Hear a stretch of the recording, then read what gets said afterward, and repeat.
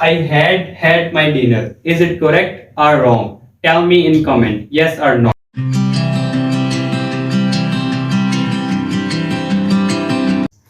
Welcome to another video. Today we are discuss use of has, have and had. We can use has with subject he, she, it and any singular names. We can use has, have.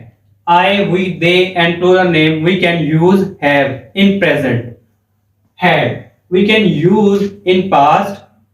ये जो subject है ये present के लिए has और have के साथ इस्तेमाल होगा और ये हैड पास्ट में, लेकिन जो हमारा सब्जेक्ट होगा वो ही, शी, इट और एनी सिंगुलर नेम, कोई भी नेम, लेट्स सपोज कर लेते हैं अली, अजनान, इन सब के साथ हैज होगा। और जब दो नाम आ जाएंगे अजनान and Ali, we can use have in present but we can use in past had with subject singular और प्लूरल।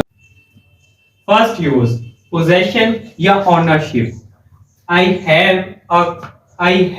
अ सेल फोन, यानी कि मेरे पास एक सेल फोन है, यानी कि मलकियत जाहिर करना।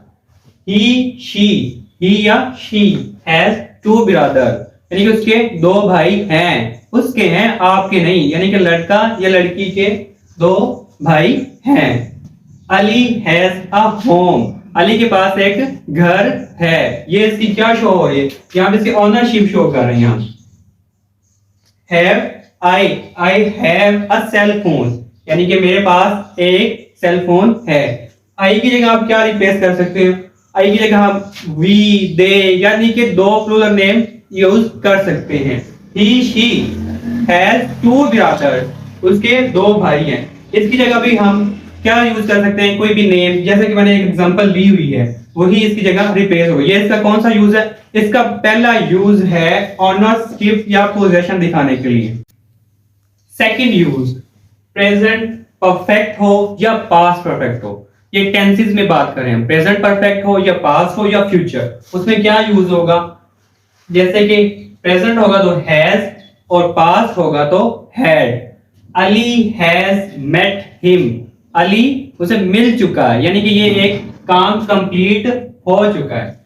You have done your work, you have done your work, ये किस में इस्तेमाल है, प्रेजेंट परफेक्ट हो या पास्ट, इनके लिए क्या इस्तेमाल होगा, हैज हैव प्रेजेंट में, और इसी की जगह अगर हम हैड इस्तेमाल कर ले तो वो क्या हो जाएगा, पास्ट परफेक्ट टेंस। इसका ये एक यूज है। और एक जो है हैज हैव और हैड ऑक्सिलरी वर्ब, यानी कि हेल्पिंग वर्ब होती है। टेंसेस में ही इसका इस्तेमाल। Perfect continuous tense, Sara has been working for 2 hours, यानी कि सारा पिछले 2 घंटे से काम कर रही है। They have been playing since morning, ये भी किसमें इस्तेमाल है, ये भी टेंसेस में ही है, परफेक्ट कंटिन्यूअस टेंस। अगर प्रेजेंट होगा तो हैज और हैव इस्तेमाल करेंगे, और पास्ट होगा तो इसकी जगह हम सिर्फ हैड रिप्लेस करेंगे। और हैड के फौरन बाद क्या आएगा, हैड के फौरन बाद जो हैव के फौरन बाद बीन आएगा। ये एक इसका टेंसेस में ही इस्तेमाल है।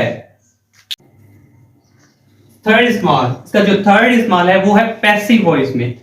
ही has been arrested, he has been arrested, अगर प्रेजेंट में होगा तो हैज, अगर पास्ट में होगा तो इसकी जगह हैड इस्तेमाल करेंगे। He had been arrested by police, यानी कि बाय तो आप कॉमन सी बात है, किसके जरिए होगा, पुलिस के जरिए ही क्या होगा, अरेस्ट होगा।